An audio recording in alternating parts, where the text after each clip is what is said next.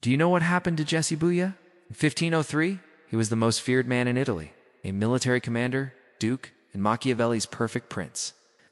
His power was unmatched. His name carried both reverence and dread.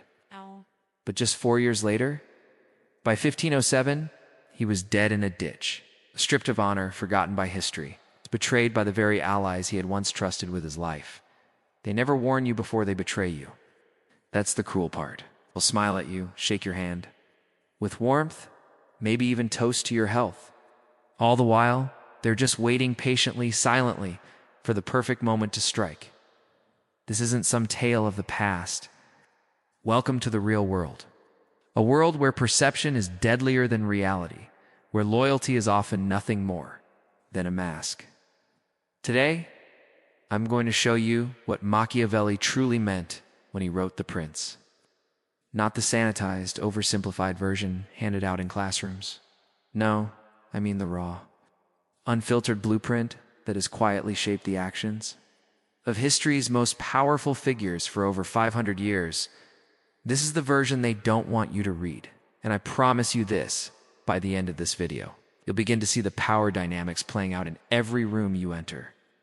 And no one, absolutely no one, will ever blindside you again. Let me tell you about Michael. Michael was brilliant.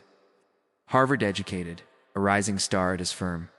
Charming, intelligent, the kind of man people naturally gravitated toward. Everyone admired him, more so it seemed. Then one day, in a moment of honesty during a team meeting, he let his guard down. "I could really use some help," he said. Was it? A simple confession. 2 months later, he was out of the company, quietly pushed aside. Replaced, his supportive colleague Sarah had been whispering to executives behind his back, painting him as someone who couldn't handle pressure.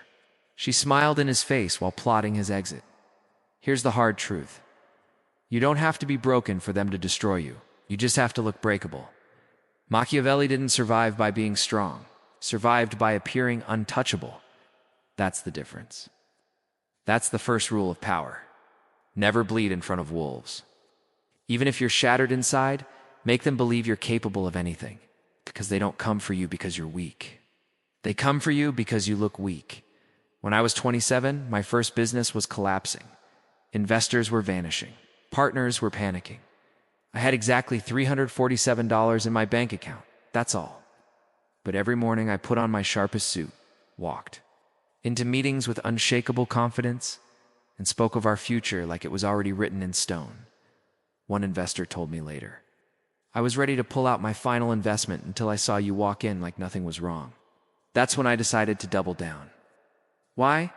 Because perception created reality. Everyone sees what you appear to be. Few ever get close enough to experience what you really are. That wasn't just philosophical musing from Machiavelli. That was a tactical instruction, a survival guide. You must master the image of strength, especially when you're breaking inside. No public struggle. No crying on social media. No venting to people who don't need to know. You suffer in silence, because every time you show weakness, someone is watching. Someone is calculating. And they're not there to help. They're waiting. Let me ask you something. Who's the most powerful person in the room? It's rarely the one talking the most. And Stalin attended ... Allied conferences. During World War II, American diplomats were unnerved by his behavior. While Churchill delivered impassioned speeches and Roosevelt worked the room with his characteristic charm, Stalin did something very different. Simply watched, unblinking, silent, detached. While others aimed to impress, he observed like a man solving a puzzle. He spoke rarely, but when he did, the room fell into absolute silence. His words, calculated and deliberate, cut through the air like steel. And more often than not, by the end of those long conferences, it was Stalin who walked away having secured exactly what he wanted. Why? Because the more you speak, the more tools you unknowingly hand your enemies. Words are weapons for both sides. If no one knows what you're thinking, they're left only with guesses and fears. And when people fear what you might do more than what you've said you'll do, you hold the advantage. Unpredictability is power. Silence is strategy. Think back to the last heated argument you had. Who lost control first? Was it the person who started explaining themselves, defending, justifying? The answer is clear: person who tries to regain. Power through words has already surrendered it. Next time you're challenged, do this. Pause for 3 seconds before you speak. Don't raise your voice, lower it. Don't make declarations, ask a sharp, quiet question. Let the silence between words stretch a little longer than feels comfortable. In that pause, power shifts. Control returns. And remember, remove emotion from your decision-making. Emotion makes people predictable and vulnerable. The emotionally reactive are the easiest to trap. They respond without thinking, make rash decisions, beg when they shouldn't, and often regret what they've done when it's far too late. Not you. You must train your mind to shift from "how do I feel" to "what does this achieve?" Feelings are fleeting. Outcomes are everything. It is better to be feared than loved if. You cannot be both. Everyone repeats that quote from Machiavelli, but very few grasp the brutal truth beneath it. Consider Julius Caesar. A man so powerful, his name became synonymous with empire. He wasn't just assassinated, he was betrayed. Stabbed 23 times on the Senate floor, not by enemies, but by friends. The deepest wound? It wasn't physical. It came from Brutus, his friend, his student, his chosen successor.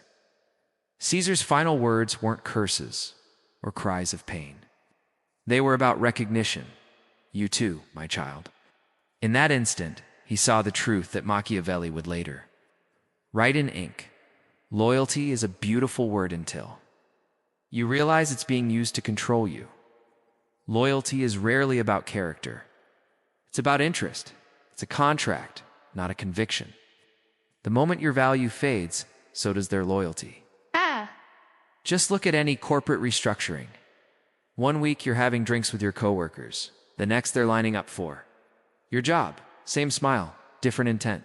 Or consider celebrities. When fame fades, so does the entourage. The people who once lived off their presence disappear the second the camera stops rolling. That's not evil, it's just human nature. So if you want to be untouchable, start here. Erase the illusion that loyalty protects you. It doesn't. Power does.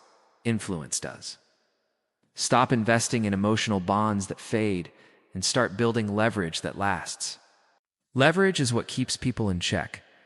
If someone respects you only because they like you, they'll abandon you the moment they stop liking you. But if they respect you because they need you or fear what happens if they lose you, they'll stay in line, even if they despise you. That's the cold truth. No one likes to admit it, but power is what makes people behave. So how do you build this position?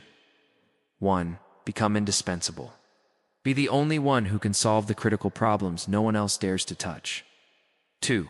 Control the resources others need. Information, connections, access, ... opportunities. 3. Create a reputation that makes people think twice about crossing you. 4. Never show your hand.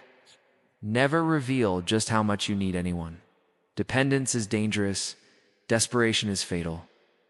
I learned this lesson the hard way when a trusted business partner secretly tried to push me out of the company I had built. From the ground up, while he was scheming in silence, I was securing alliances.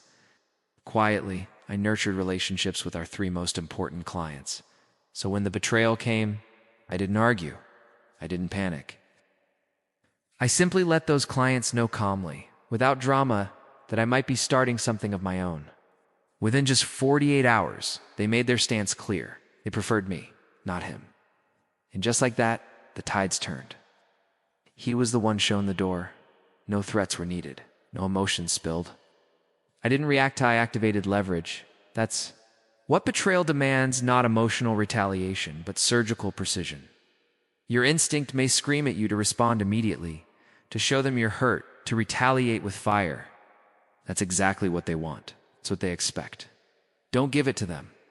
Consider what happened in 1929 during the brutal Chicago gang wars. 7 men loyal to Bugs Moran were lined up against a wall and executed in cold blood. The infamous St. Valentine's Day massacre shocked the nation. But what most people forget is that Al Capone, master of control, wasn't even in the city when it happened. He was relaxing in Florida, crafting a perfect alibi, while his carefully assembled team carried out a revenge plan months in the making. A move so calculated, it didn't just punish, it sent a message. Capone didn't lash out in the moment. He waited. He planned. And when he finally responded, it was surgical, devastating, and utterly untraceable. This is what Machiavelli understood long before psychology put names to it. The powerful do not rush. They do not erupt. They do not flinch. They calculate, they wait, and then they strike at the perfect moment. Machiavelli never romanticized revenge. He strategized it. So when someone moves against you, one, act unfazed. Smile if you must. Even appear appreciative. 2, use their overconfidence. While they think you're oblivious, gather intel. 3, uncover their dependencies, their habits, their allies, their weak spots. 4, wait until they feel safest, most secure, most untouchable. 5, then act without emotion, without noise, and without hesitation.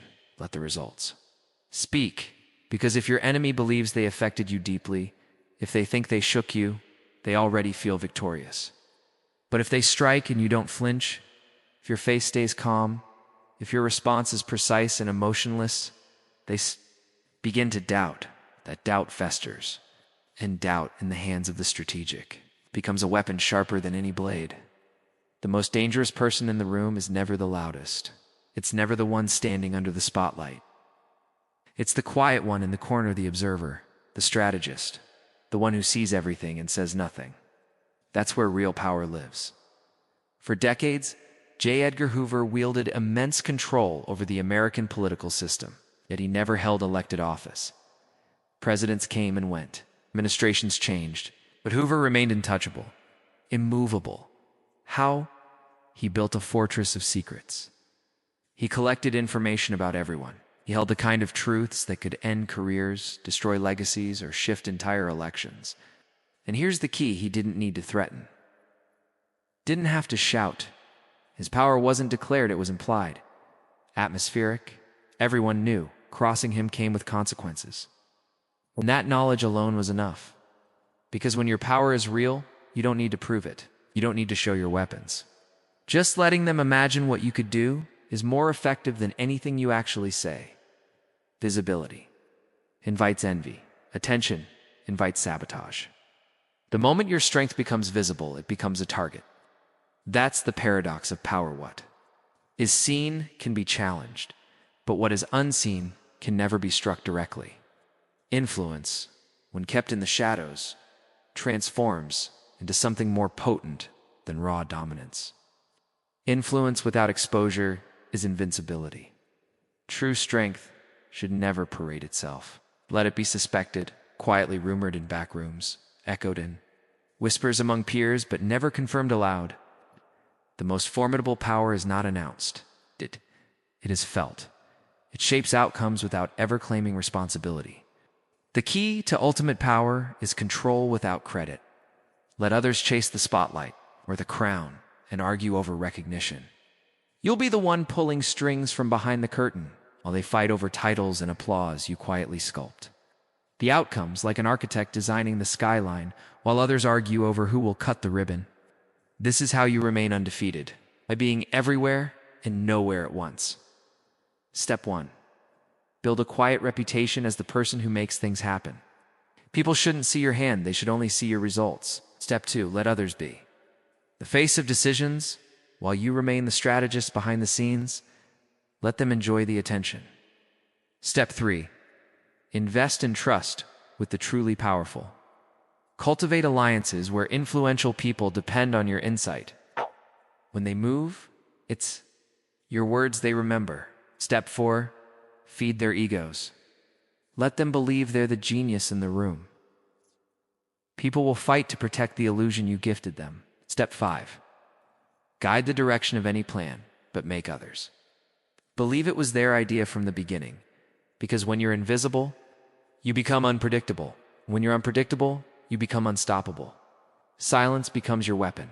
Mystery becomes your shield. You don't need to dominate a room to control it. The strategist doesn't operate from impulse or emotion. The strategist calculates, observes, and only moves when it's time to win. Everything I've shared with you today converges on one brutal, powerful principle. In a world where most people act on emotion, the one who thinks like a strategist always wins. The untouchable don't just endure chaos. They flourish in it because they understand what others refuse to accept. First, perception shapes reality. How people see you is more important than who you truly are, so manage it deliberately. Second, silence creates intrigue. Speak less, observe more. Let others fill the silence with their own insecurities. Third, loyalty is never unconditional. It is transactional. Don't build on trust. Build on leverage. Fourth, reacting is weakness. Responding, measured, thoughtful, strategic, that is strength. Fifth, visibility makes you vulnerable. Operate from the shadows, where power grows free from attention. I remember an investor, he put money into my company at its lowest point. 3 years later, we sold that same business for 8 figures. At the celebration dinner, he pulled me aside and said something I'll never forget. I didn't invest in your business. I invested in you the way you carried yourself when everything around you was collapsing. That's when I knew you were untouchable. That moment taught me what no textbook ever could. Machiavelli wasn't teaching people to be cruel, he was showing them how to endure, how to survive in a world that already was. His final lesson? The most powerful person in any room isn't the one with the most wealth, the loudest voice, or the widest fame. It's the one who remains calm when others try to destroy them. The one who smiles when threatened, who walks away from temptation, who stands back up after being crushed quietly and without vengeance. That's what it means to be untouchable. And now you know.